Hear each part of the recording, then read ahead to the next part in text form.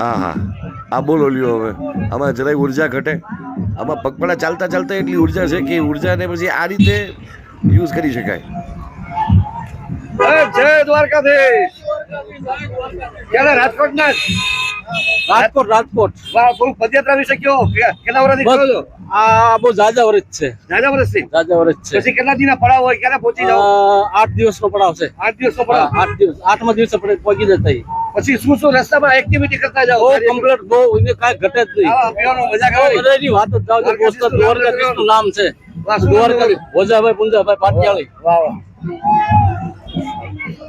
જય દ્વારકાધીશ, જય દ્વારકાધીશ. જય દ્વારકાધીશ. હવે આ ઉત્સાહ તો તમે ચાલવા વાળાનો જોયો, હવે આ એની સેવા કરવા વાળાનો જોયો ઉત્સાહ એના કરતાં અનેક ગણો વધારે. ધોમ ધકતા તાપમાં પણ પદયાત્રીઓને જરાય અહેસાસ ન થાય એવી ઠંડાઈ, અને ઠંડાઈની સાથે સાથે લોકોના ચહેરા ઉપર જે મુસ્કાન દેખાય. ખરેખર આ બધી વસ્તુના સમીકરણો દ્વારકાધીશ પોતે જ ગોઠવતા હોય ને એવું લાગે. અહીંયા એક પણ વ્યક્તિને અહીંથી ઠંડુ પીધા વિના જવા નથી દેતા. બે હાથ જોડીને ઇવન પગે પડીને પણ પ્રાર્થના કરે છે. અને અહીંયા તમે જુઓ રાસની રમઝટાઈ છે. મારો 20 આપે 30. જય દ્વારકાધીશ. અને આજે રાજકોટના સ્વામિનારાયણ મંદિર એટલે કે કલાવ રોડ ઉપર ઢકલન પોઈન્ટ, અને એકચ્યુઅલી આ પોઈન્ટ જે છે એ 5 દિવસનો કેમ્પ રહેતો હોય છે.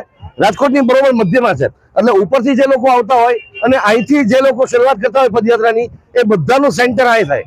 જે લોકો અમદાવાદ અને સાયલા ને એ જગ્યાએથી આવતા હોય છે એ લોકો પણ આ જગ્યાએથી થઈને જાય છે, અને રાજકોટમાં જે લોકો સંઘ કાઢતા હોય છે એ લોકો પણ અહીંથી થઈને જ જાય છે. અને મોટાભાગના લોકોને અહીંથી સેવાનો લાભ મળતો હોય. અહીંથી ઓલમોસ્ટ 7 દિવસનો સંઘ જે છે એ જાત્રા પહોંચતો હોય છે. સેવાનો હોય છે.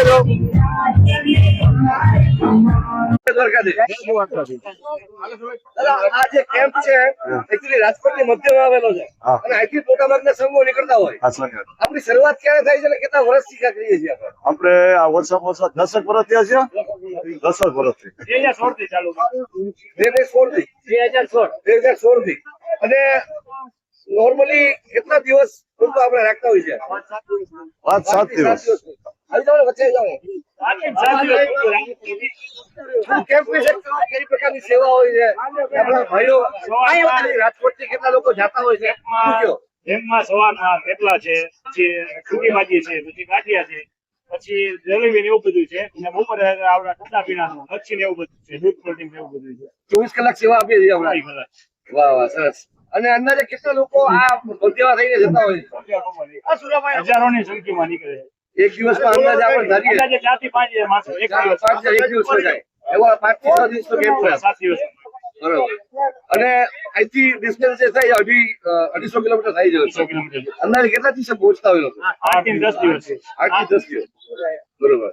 તમે પોતે પદયાત્રા કરી શક્યા છે? મોટા ભાઈ ગીરી પેલા ગયા તા. તમે કરી છે?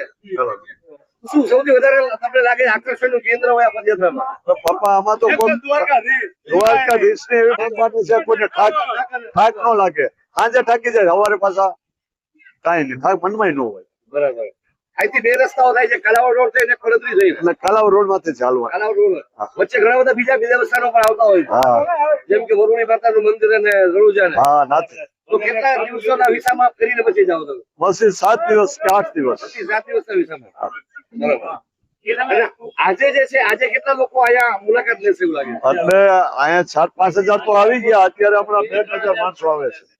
4-5 હજાર લોકો આવી ગયા. હજી આવવાનું સવારમાં. અત્યારે 1500-2000 માણસો હાલ્યા જ આવે છે.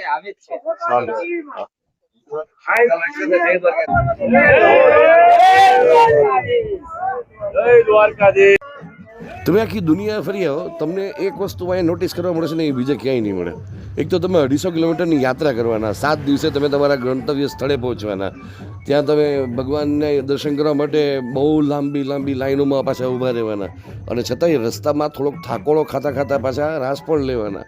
એટલે એ રાસ જે છે ને એ ગુજરાતીઓને એનર્જી બૂસ્ટર તરીકેનું કામ કરે છે. તમે જુઓ, એટલે એવું નથી કે અહીંયા ખાલી સેવા કરવાવાળા જ રાસ રમી રહ્યા છે, આમાં પદયાત્રીઓ પણ રાસ રમી રહ્યા છે.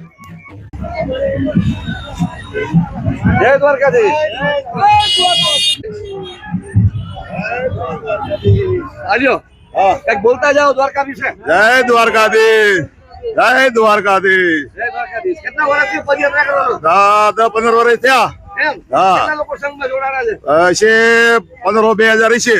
એમ હા બધા શું કરો પદયાત્રામાં શું કરો લોકો જણાવો મજા આવે છે એને ખબર નથી એમ. આ બધા માણસો બધા સેવા કરતા જાય અને આજુ રાતે ખાતા જાય હા અને આ બધા પ્રસાદ કરતા જાય હા. અને મોજે મોજ રમતા જાય નાયલા દેવી કેટલા વાગે પદયાત્રા ચાલુ કરો કેટલા વાગે હોઈ જાવ બસ વહેલી 3 વાગે ચાલુ કરવી 10 વાગે શિરાવી પછી હોઈ જવી 11-12 વાગે હોઈ જવી પછી 3 વાગે હાલતા થઈ જવી પછી રાતે 3 વાગે હતા હા 3 વાગે હાલતા 3 વાગે દોડ હા જય દ્વારકાધીશ જય દ્વારકાધીશ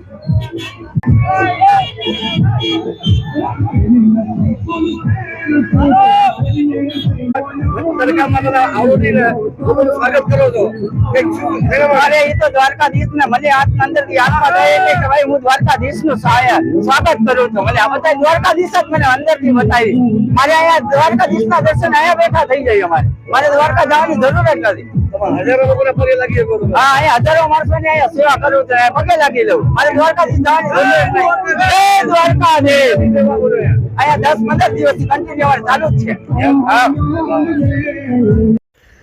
રાજકોટના કાલાવાડ રોડ પર એકચ્યુઅલી આ જગ્યા બહુ સેન્ટરમાં છે એટલા માટે થઈને જે સાયલા અમદાવાદ સુરેન્દ્રનગર એ જગ્યાએથી જે પદયાત્રી સંઘો આવે છે એ સંઘોએ પણ અહીંથી થઈને જ કાલાવાડ થઈ અને જામનગર ખંભાળિયા અને દ્વારકા પહોંચવાનું હોય છે તો એકચ્યુઅલી આ જગ્યા આ પોઈન્ટ જે છે એ ખૂબ જ મહત્ત્વનો છે એટલા માટે અહીંયા ટ્રાફિક પણ વધારે રહેતો હોય છે સ્પેશિયલી પદયાત્રીઓ જે છે એ સવાર બપોર સાંજ અને રાત અહીંથી જ પસાર થતા હોય છે અને જે રાજકોટના સંઘો ખાસ કરીને આ સંઘ જે છે એ જય દ્વારકાધીશ.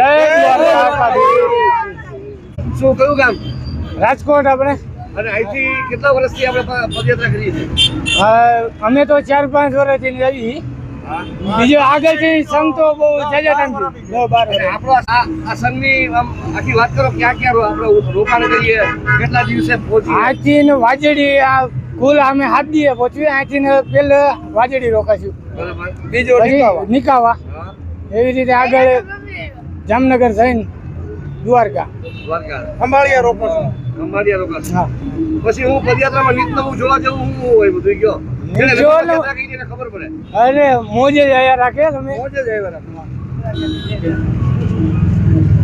બોલો બીજું બોલીએ સારું બોલા આપનું પદયાત્રા વિશે સારું બોલો હાલો નારાયણભાઈ ઉમેલ્યો કેમ્પમાં રાવટીમાં હું બધું કેમ આમ? રાવટીમાં અમે હુડો રમી હુડો અને રાસ ને ધબધબાટી જ હોય અમારે. એક લગીન પછી હવાના કેટલા વાગે ઉઠીને ચાલુ સવારે ઉઠવાનું 2 વાગે વેટા રહી જાય બધા હા ત્યાં રાવટી અમારી જ્યાં હોય ને ત્યાં અમે 10 વાગે પોગી જઈએ અરે વાહ 10 વાગે પોગીને પછી સુઈ જવાનું જો સિરાવીને સુઈને પછી રાત્રે પાછા 2 વાગે પાછા 2 વાગે રાતે હાલવાનું કેટલા આખા દિવસમાં કેટલા કિલોમીટર હાલવાનું રાખો 35 કિલોમીટર 35 થી 35 જય દ્વારકા જય જય દ્વારકાધીશ.